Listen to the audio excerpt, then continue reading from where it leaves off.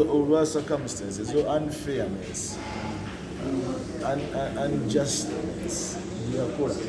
So kyetubaddeku olwaleero neera nga baatisiti b'eggwanga mujjukire nti omusango guno tuloopa kujjawo theatre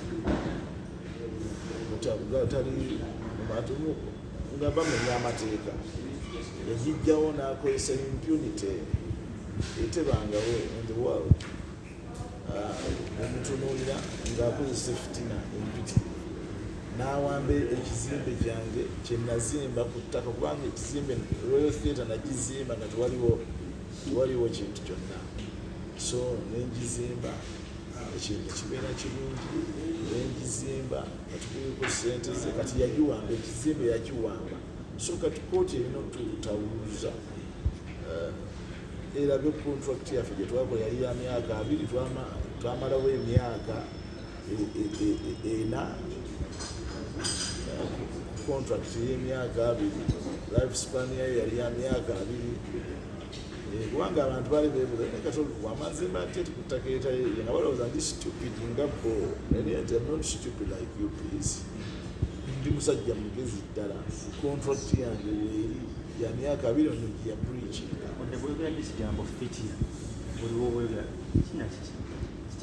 Fitina bwebutaagaliza fitina kwe kubeera nga omuntu ofuna ensaalwa ku kintu kyolaba kyotosobola kufuna oba kyosobola okufuna n'ofuna ensaalwa muno n'omuyisa bubi.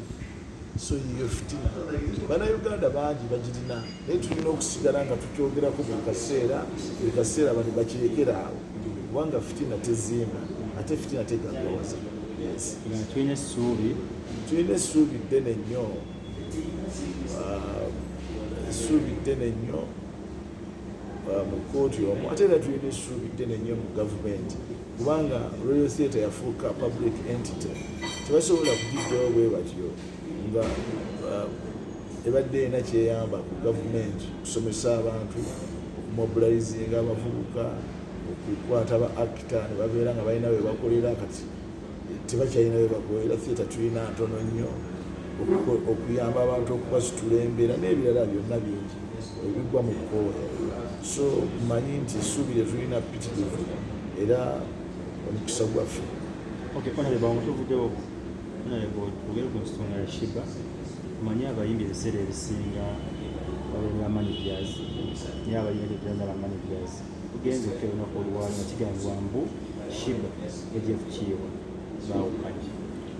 Mbadde nsaba nga sirina kutandika Shiba jjawo akamanzi ddayo mangu ewa Jeff yakumanyi. Jeff ye mukwano gwo kati ogenda kufuna mulala ki agenda okutegeera okwenkana Kiiwa oyo musaasiramu kubanga bamaneja abasinga abantu tebamanyi loolu y'abamaneja naye nga maneja yazimba brand, maneja yabonaabona ne brand, maneja kubanga omuyimbi agenda namuganza njagala kukola, maneja yanoonya ebifo yatawaana ne capital okuteeka mu muyimbi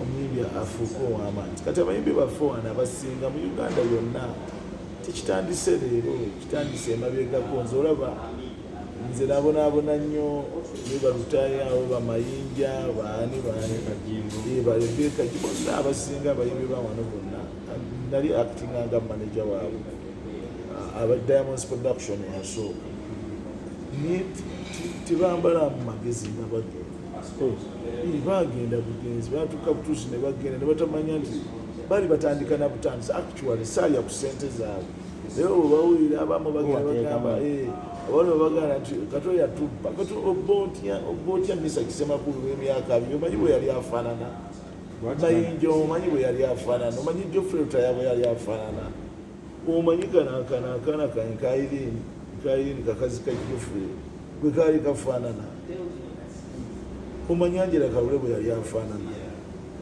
muba bamanyi bwe baali bafaanana abo bonna bassekamatte bali bafaanana batya okiranga kituufu kino eno kireka Washiba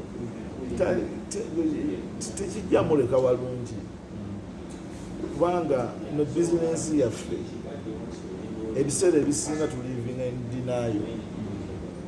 ndinayo tukigamba kya bizinensi yaffe yeetaaga ssente nyingi nnyo, so naye okugiyimirizawo ssente ezo tetuzirina, ne Shiba tazirina. Kyova olaba talina band, nti balina band bakola mimes, bamayiminga bumayimizi nyemba ze bakubedda mu studio ne bazikola ki, ne bazitambulirako ne bafuna abantu. So kakati weyekyangidde bwatyo nga talina band, kati senga band ebaddeko tulaba nti kiba kizitowa nnyo. So Shiba ayinza okwadala kafuna kitono kakati neoba ofuna kitono ssaawa ey'okwawukana si yeeno nga tuva mu covid bweyagala kweggwerawo ddala Shiba lindako kakkanamu. Ate naffe kati nze njogera nga wa Federation of Performing Artists of Uganda, FEPAU, Shiba ne Jeff Chiwa tugenda kubayita tutuule tukyakkiriza bayimbi kumala gaawukana n'abantu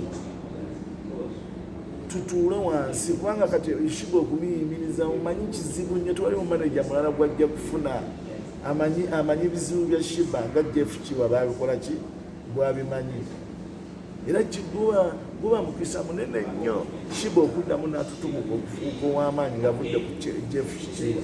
Mujjukira Radio ne Wizo bwe yabatta, mumanyi gye baasembera, baasemba bubi, baasemba tebalina bulungi maanyi, n'okutuusa olwaleero oli yafa naye ono yasigalawo, naye olaba nga musajja wattu alwanagana ne industry, alwanagana okukola ebintu bye, alwanagana okufuuka ow'amaanyi. So abayimbi tubale tubasaba twapiiringa kati mu kiseera kino ekya covid kyetulimu tusooke tubeereko ffenna, tusooke tulindeku.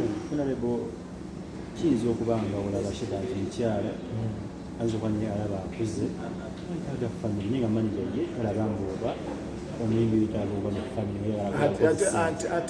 Ate Jeff Chiwa yagaanako ddi Shiba okubeera n'abasajja be ne bamuzaalamu, yakibagambako ddi? Bizinesi eba egono no.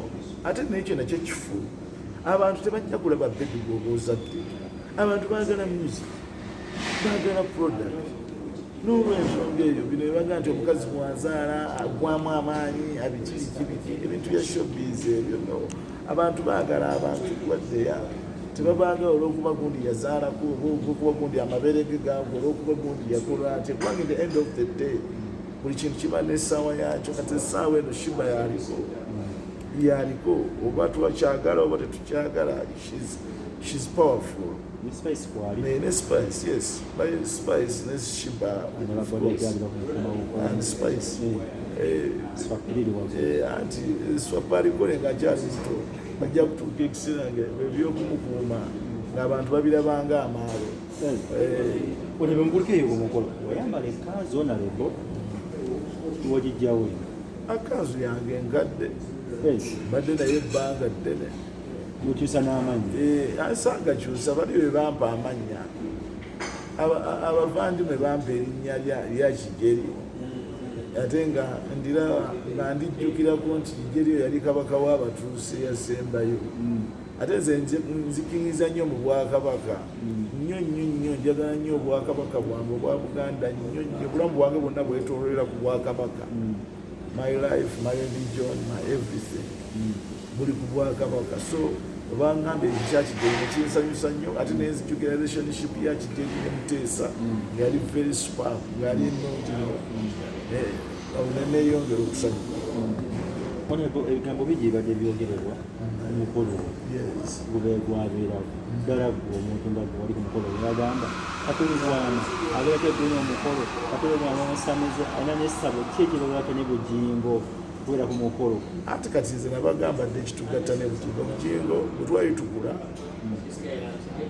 bujingo yakulira wali bwayisi eyakoleranga obutembeeyi bwe atembeeya mu katale nga tukuba naye draft wali. Ate abantu balowooza nti byaleero, naye nze mmanyi okukuuma omukwano.